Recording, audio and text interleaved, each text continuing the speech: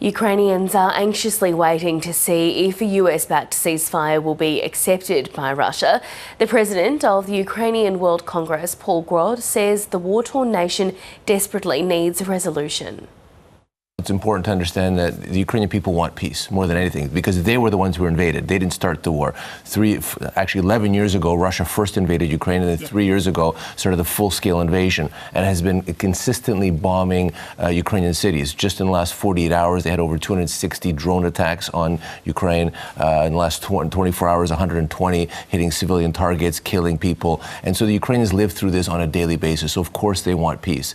But they also don't want peace at any cost. They want a just and lasting peace because they've been here before. Russia guaranteed Ukraine's security still when Ukraine gave up its nuclear arsenals, as did the United States. Yet today they are invading the country. And we can't let a large power like Russia exert its sphere of influence, because that's basically what Putin wants. Peter Tesch is a former Australian ambassador to Russia, and he says Moscow is vying for time. First point I'd make is that in the language of Russian diplomacy, in principle, yes, generally means no. And I think we've seen over the 3 years that President Putin's been conducting his brutal war of choice against Ukraine, no signs of him resiling from the conditions he clearly set out at the very beginning, which are tantamount to the elimination of a sovereign Ukrainian independent state. So while he will seek to play President Trump and the US proposals, he will be playing for time. So we've seen that the US envoy is set to meet with the Russian president soon.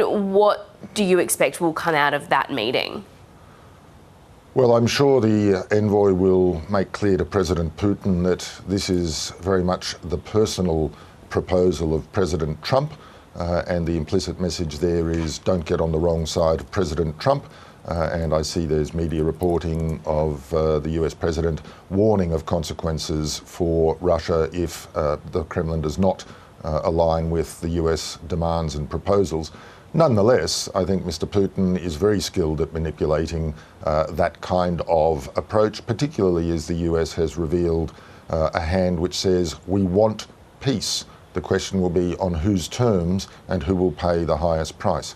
So I suspect Witkoff will come back from Moscow with encouraging noises from the Russian president, but I don't foresee any significant change in Russia's position as it continues to drive its offensive forward to eliminate Ukrainian forces from the Kursk district of Russia and to continue to prosecute its brutal war to occupy the territories to which it lays illegal claim.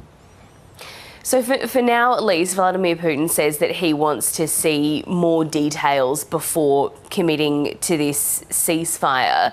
So what sort of details do you think those would be? Well, I think the details are there so far as we can tell from open source reporting.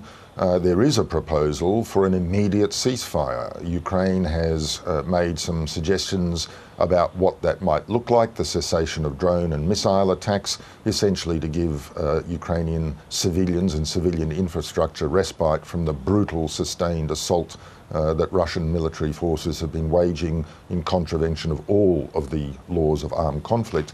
And there will no doubt be requests for more elaboration and to better understand this or that dimension of the proposal. These are stalling tactics, and as the Kremlin continues to play, the Russian military continues to advance and kill Ukrainians who are defending their liberty and their sovereignty, the very principles upon which the United States were founded.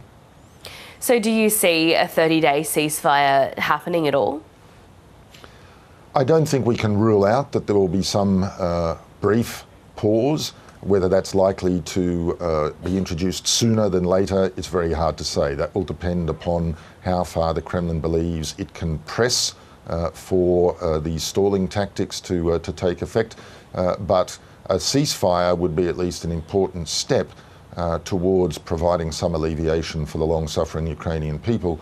But ultimately, it's not going to be meaningful unless it is enveloped in a far more enduring, sustainable and secure set of guarantees that will prevent a resumption at the Kremlin's time of choosing of hostilities against Ukraine.